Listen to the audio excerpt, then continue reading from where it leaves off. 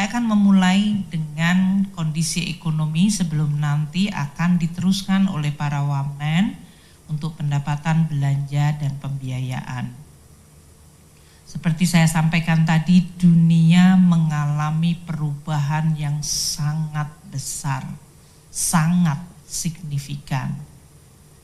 Kalau kita sebutkan the new economic order, yaitu sebuah order ekonomi global yang tidak lagi mengikuti pakem selama hampir 50 tahun ke belakang atau lebih bahkan. Di mana di dalam era 60 atau 50 tahun ke belakang, globalisasi dan global rule base itu menjadi sandaran atau menjadi fondasi kita berinteraksi dan berrelasi berhubungan antar negara. Ini karena sesudah Perang Dunia Kedua, masa-masa di mana kemudian semua negara bersepakat, yuk kita bikin sebuah global order yang berdasarkan sebuah rule base, itu dari mulai United Nations, kemudian memunculkan WTO, IMF World Bank, dan kemudian berbagai kesepakatan antar negara dari sisi perdagangan, investasi, yang semuanya tujuannya adalah agar hubungan antar negara berdasarkan suatu aturan dan kepastian, tidak didasarkan pada aksi sepihak. Oleh karena itu muncullah kemudian lembaga-lembaga multilateral yang tujuannya untuk mempromot atau menjaga, mempromosikan dan menjaga hubungan antar negara yang berdasarkan rule atau aturan yang disepakati. Semenjak munculnya sekarang ini Presiden Trump di versi yang kedua 2.0, unilateralism atau aksi sepihak dari suatu negara yang kebetulan merupakan negara terbesar dan terkuat di dunia menjadi dominan. Ini menjadi the rule of the game. Jadi yang tadinya rule based multilateral sekarang adalah tergantung dari unilateral dari negara, dan kalau negara ini karena kuat dan dominan dia bisa mengatur aturan sesuai dengan kehendak dan kepentingan dari negara tersebut. Kebetulan ini adalah negara terbesar Amerika Serikat yang selama ini Amerika adalah promotor dan pendukung dari berbagai multilateralism. Sekarang Amerika meninggalkan multilateralism menjadi unilateral approach. Pertemuan G20 yang terakhir di Afrika Selatan di antara Menteri-Menteri Keuangan yang dihadiri oleh Pak Wamen Tommy, nanti mungkin juga bisa dijelaskan, menggambarkan situasi tersebut. Ketidakhadiran banyak negara, kebetulan menteri-menterinya, karena kita sedang cukup banyak perhatian di dalam negeri, namun berbagai negara banyak yang bahkan tidak menghadiri G20. Bandingkan dengan suasana waktu kita menjadi presidensi G20, bahkan terjadinya perang Ukraina, kita tetap mampu menghadirkan seluruh anggota G20 bahkan pada level head of state. So perubahan begitu besar dari tahun 2018 2022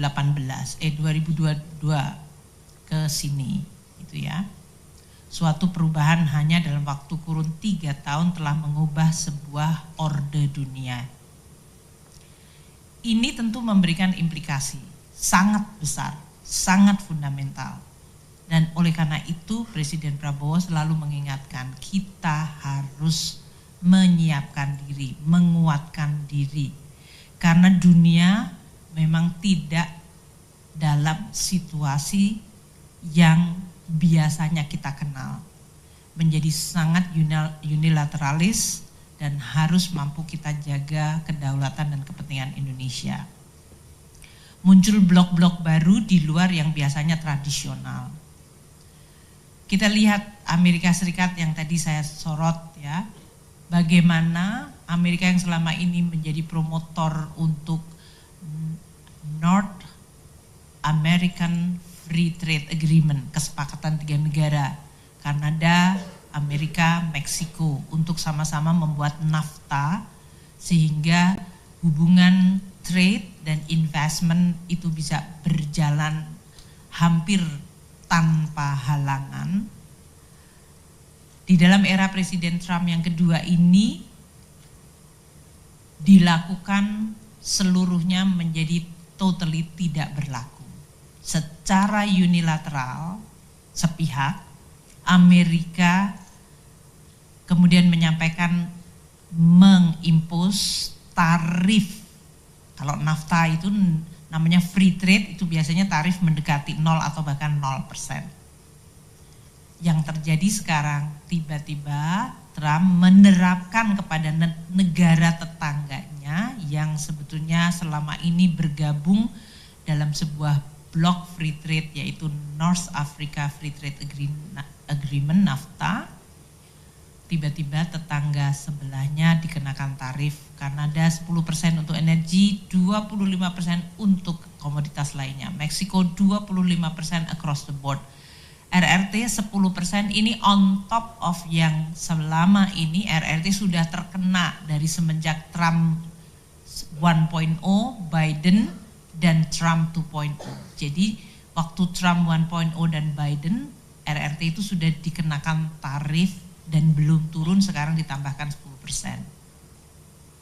Diumumkan pada 1 Februari 2025 untuk pengenaan tarif tersebut. Reaksinya sungguh luar biasa. Jadi kalau teman-teman wartawan masih sedikit mau ngecek ke Google situasi awal itu, disruption dari terjadinya keputusan ini terhadap global sentiment luar biasa negatif. Sehingga Presiden Trump tanggal 3 Februari 2 hari kemudian mengatakan oke, karena reaksinya begitu negatif saya tunda 1 bulan. Waktu itu kemudian terjadi lega, mungkin kita bisa work out. Pada tanggal 4 Februari RRT karena tidak mendapatkan penundaan, jadi yang ditunda hanya tarif untuk Meksiko dan Kanada, dan itu pun hanya untuk 1 bulan. Tanggal 4 Februari, RRT yang sudah dikenakan tarif mulai 1 Februari melakukan retaliasi, balasan, dengan menerapkan tarif 15% untuk import coal dan LNG dari Amerika Serikat, dan penerapan 10% dari import crude, mesin pertanian, kendaraan, dan truk dari Amerika Serikat. Perang dagang terjadi. Kalau kita biasanya mengenal perang militer, ini perang dagang terjadi. Satu negara secara unilateral melakukan tarif untuk men-charge lebih tinggi, negara lain melakukan retaliasi. Jadi medan perangnya ada di perekonomian. Kemudian ini belum selesai, tanggal 10 Februari Presiden Trump menerapkan tarif lagi untuk spesifik besi, baja, dan aluminium. Tarifnya 25%. Any besi, baja, aluminium dari negara manapun masuk Amerika kena tarif 25%. Dan karena ini menimbulkan reaksi negatif, negara lain juga akan melakukan retaliasi. Tanggal 13 Februari Presiden Trump mengumumkan kalau terjadi retaliasi akan dilakukan reciprocal, dibales lagi. Jadi ini adalah sebuah language, bahasa yang mengatakan tidak ada perdamaian di sini. Melakukan tarif, kalau kamu balas maka akan reciprocal lagi. Tanggal 4 Maret, yaitu 1 bulan sesudah penundaan tarif dari Meksiko dan Kanada, yang tadinya diperkirakan atau dipikir Presiden Trump akan melunak terhadap Kanada dan Meksiko, ternyata tidak. sehingga tarif 25% untuk Kanada dan Meksiko diberlakukan. Dan untuk RRT karena sudah melakukan retaliasi tanggal 4 Februari dengan menerapkan tarif 15%, maka sesuai dengan tarif reciprocal yang dilakukan oleh Amerika Serikat yang diumumkan 13 Februari, maka RRT yang sudah dibales lagi dengan menambahkan lagi tarifnya 10% untuk komoditas dari Tiongkok.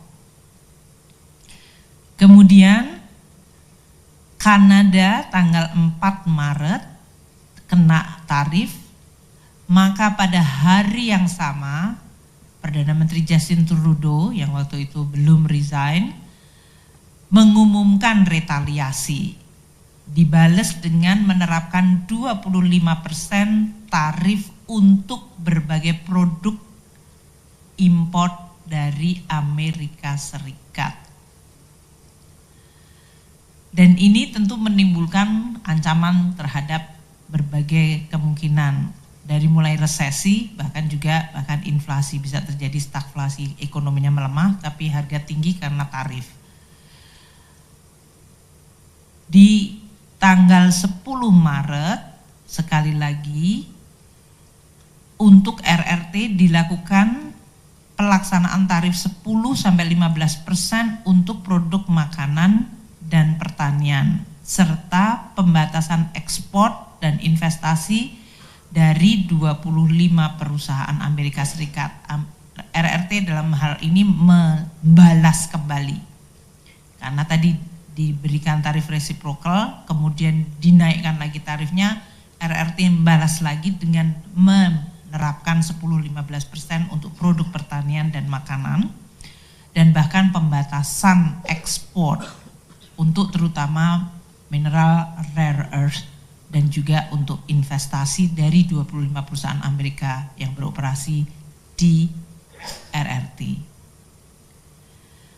Tanggal 11 Maret akan diumumkan tambahan 25% tarif untuk aluminium baja dari Kanada. Ini untuk membalas tanggal 4 Maret. Jadi teman-teman wartawan melihat ya, yang ini yang disebut the war game adalah sekarang di bidang ekonomi. Trade yang tadinya berdasarkan rule base sekarang bisa secara sepihak diubah. Dan Presiden Donald Trump dalam hal ini memang mengincar negara-negara yang memiliki surplus terhadap Amerika atau Amerika defisit terhadap negara tersebut.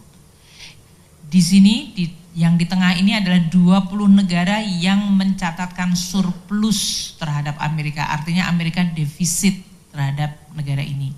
Indonesia ada di nomor 15. Kalau kita lihat Tiongkok, Meksiko, Kanada ini walaupun angkanya 73,7 ini lebih karena tidak hanya perdagangan tapi juga masalah imigrasi dan juga fentanyl, yaitu masuknya opioid yang telah mengancam kesehatan di Amerika Serikat. Nah, kita lihat jadi negara-negara yang punya surplus besar, makanya kita lihat Tiongkok sudah kena, Meksiko kena, Vietnam yang kemarin datang ke Indonesia ini akan menjadi target yang cukup nyata. Untuk negara-negara European Union juga sudah dilakukan langkah-langkah untuk tarif karena mereka sudah mengumumkan retaliasi dan kemudian akan terjadi back and forth. Jadi kita lihat Jerman, Irlandia, Kanada tadi ya. Bahkan untuk Jepang dan Korea Selatan. Ini adalah yang harus kita sekarang teliti dan waspadai. Kalau diberlakukan kebijakan tarif kepada semua negara surplus, Indonesia ada di dalam ranking 15. Dan ini akan berpotensi menciptakan tadi biaya dari supply chain sektor manufaktur dan terutama untuk sektor digital yang akan meningkat. Rantai pasoknya juga akan mengalami disrupsi, harga komoditas mengalami volatilitas, dan sentimen market akan terus-menerus terayun-ayun volatile seperti yang terjadi pada minggu-minggu atau 1 bulan terakhir. Ini menimbulkan semua negara yang sekarang berpikir peta dunia dari sisi ekonomi seperti apa. Keputusan mengenai investasi, relokasi, dan juga rekonfigurasi dari rantai pasok. Karena ternyata selama ini yang dianggap aman, bahkan kalau kita mengatakan friendshoring, itu sekarang tidak ada friend lagi. Gimana kurang friendnya Amerika dan Kanada itu. Jadi tadinya disebutkan, oh kalau kamu berteman kita aman. Ternyata definisi friends tidak ada lagi di dalam konteks hari ini. Dan berbagai blok alternatif di luar zona Amerika seperti ASEAN, BRICS, ini memiliki alasan untuk makin bisa tumbuh dan menjadi alternatif. Meskipun dalam hal ini tentu karena Amerika Serikat adalah negara paling besar di dunia, pasti apa yang dilakukan oleh mereka mempengaruhi seluruh dunia juga.